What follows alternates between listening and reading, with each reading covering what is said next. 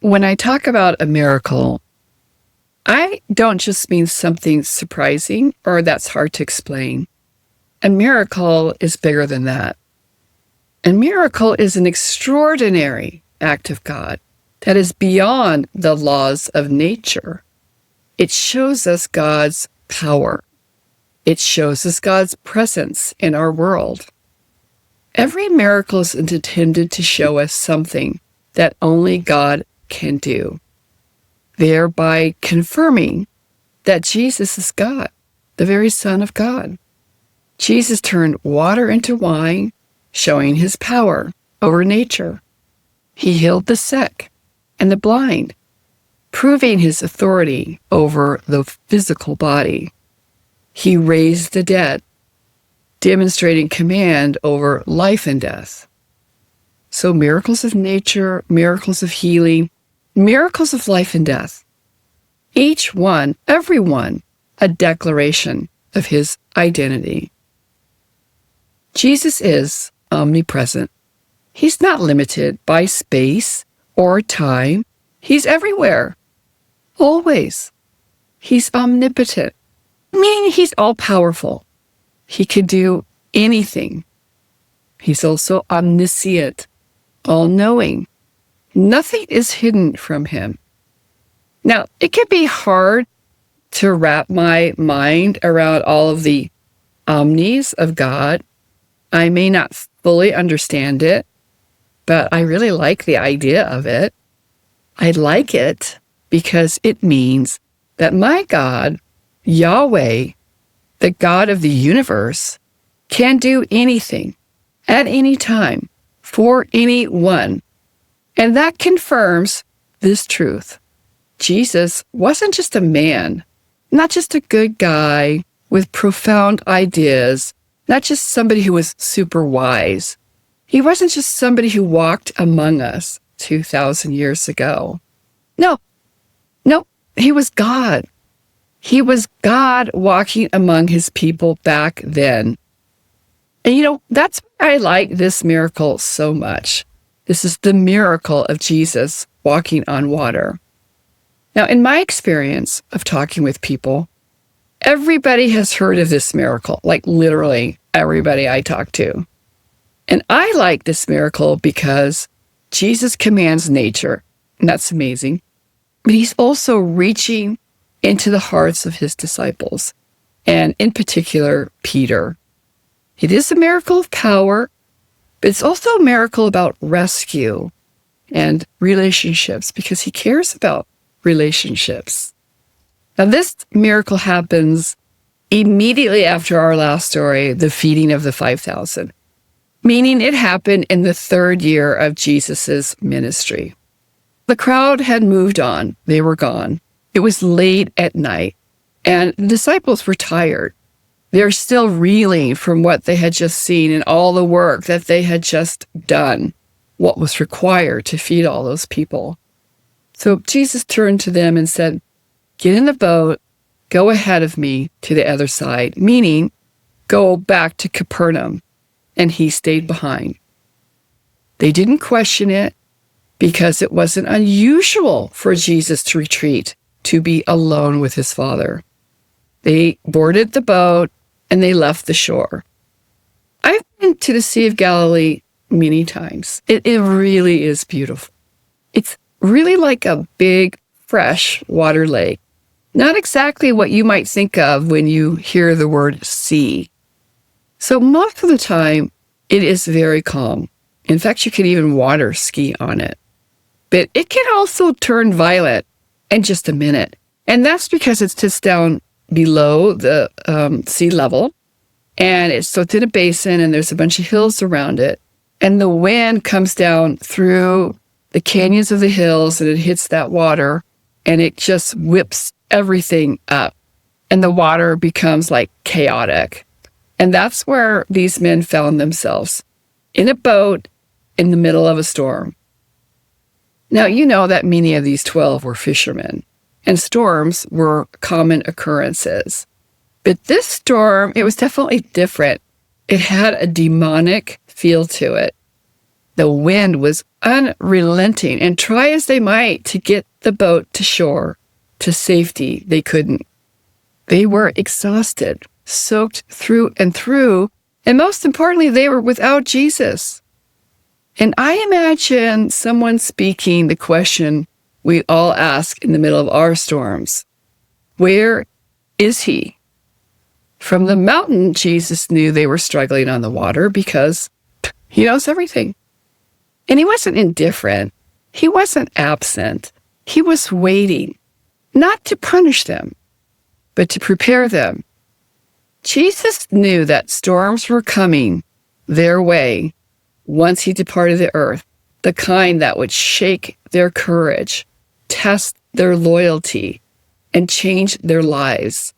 And this night was a sort of a training, a part of their testing.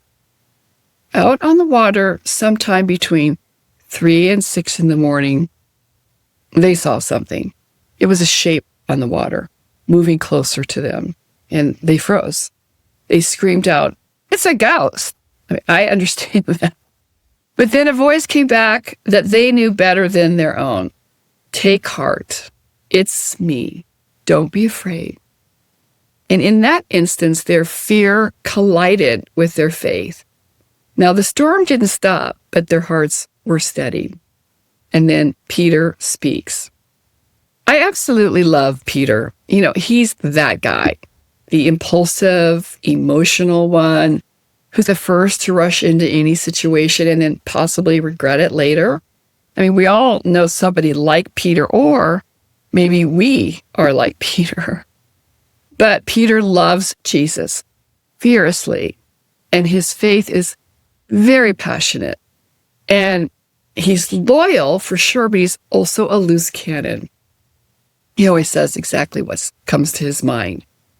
So he says, "Lord, if it's really you, tell me to come to you on the water." I've never fully understand why Peter wanted to do that, to just get out of the boat at that moment and walk to Jesus in the middle of the storm. But he did. And Jesus answers with one word, "Come."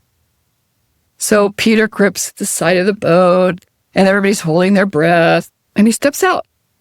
And for a heartbeat, you can feel the tension between making that move of faith and the logic in his head. And impossibly, he doesn't sink. He's on the water. One step, and then another. His eyes are locked on Jesus. His heart's pounding. He's doing it. He's walking on the water. And that's the moment where Peter's relationship with Jesus, it becomes something deeper. Because up until now, he's followed him. He's watched him teach. He's watched him heal. He's watched him even command the wind. He's seen miracles. But now he's experiencing it personally himself. It's no longer what Jesus can do. It's what Jesus can do through me, if I keep my eyes on him. So for a few glorious seconds, this impossible thing feels natural. And then a gust of wind distracts him. Something so simple, so common. And Peter looks away from Jesus. Now he sees the waves below him. He feels the wind, and he starts to panic.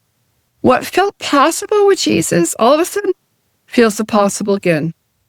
And he starts to sink. Fear does that over and over.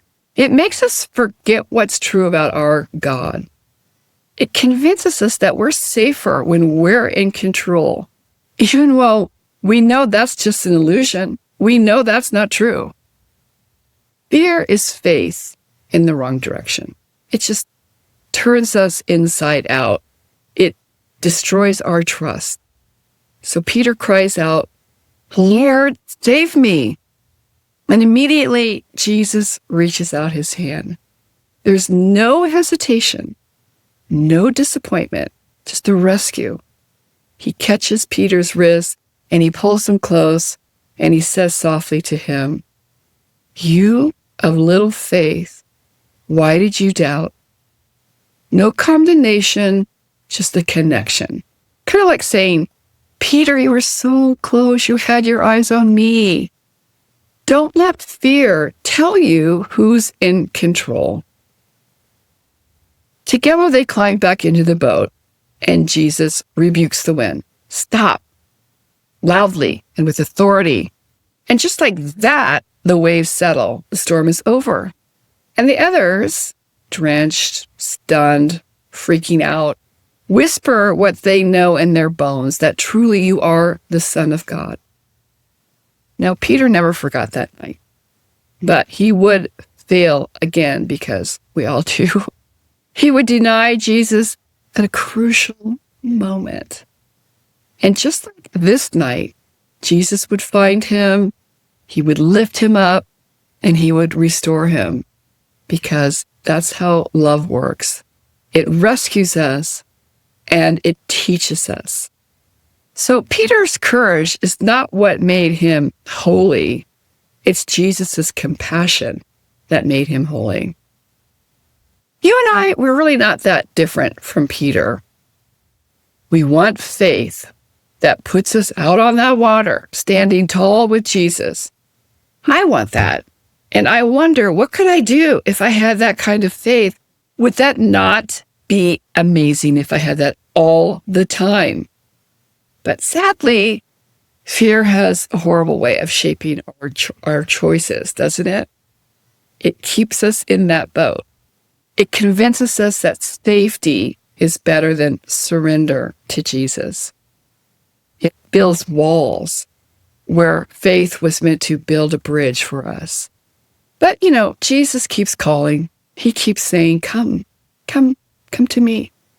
Not because we're ready, but because he's ready. He's ready whenever we're ready. Living without faith doesn't mean pretending that the storms don't exist. Of course they do. They're everywhere all the time in our life. It just means remembering who's in the water with you. And that's the true invitation of this story. Not to walk perfectly because, we can't do that. But we can walk towards him every day. We can make that choice every day. And the same voice that calmed the sea still whispers to us, don't be afraid. I'm here. Don't be afraid. And the same power that walked on the water still moves through every storm that touches your life. So if the storm reminded you that faith isn't about staying above the waves, it's about who's there when you start to sink. I'd love to help you keep walking with Jesus.